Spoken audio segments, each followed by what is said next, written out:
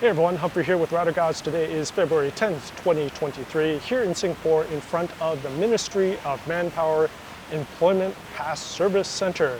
And why am I here? Well, today is a bittersweet day because I am turning in my Singapore Personalised Employment Pass, my work permit, and also as part of that, the long-term visitor pass, the pass that gets me in and out of Singapore without having to be stamped in or anything like that.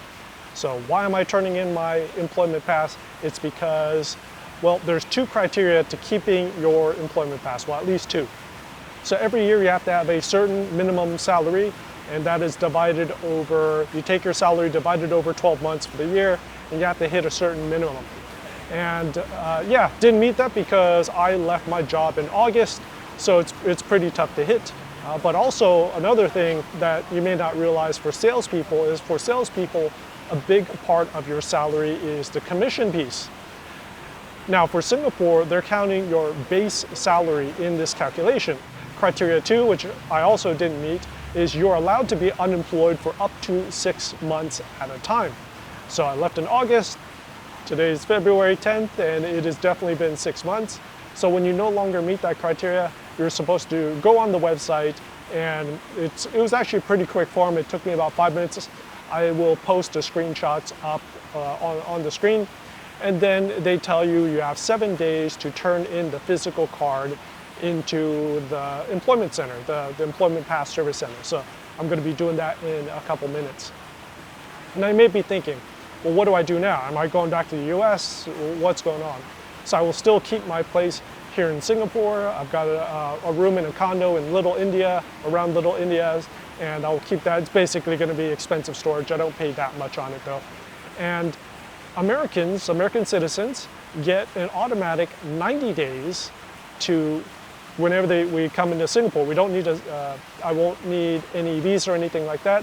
And what's really cool about Singapore is I can still come in for business meetings and stuff like that. Also, I recently got, if you've been watching my other videos, I recently got my Thailand Elite visa. So I'm basically all in Thailand and have a place I have a rental condo in Thailand, soon to be 2 rental condos, more videos on that later.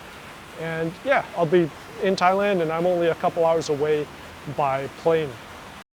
Now you may be wondering with the PEP, what happens if I want to find work in Singapore?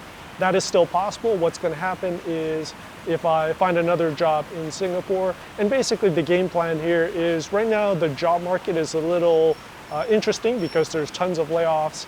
And once this settles down, which I believe will be in about 6 months or so, maybe come back into the job market, start looking, and then people start hiring en masse again. So if I do decide to come back to Singapore, it's going to have to be, because I've already burned my personalized employment pass, I will have to come back as an employment pass.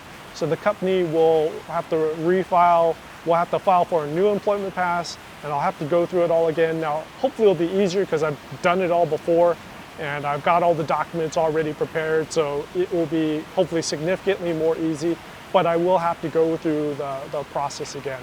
And you can get that employment pass as many times as possible. You can renew it and stuff like that. And who knows, maybe eventually get permanent resident. But yeah, you can only get the PEP once, so I burned it. And then if I come back, I'll have to do the employment pass, the regular EP, to come back.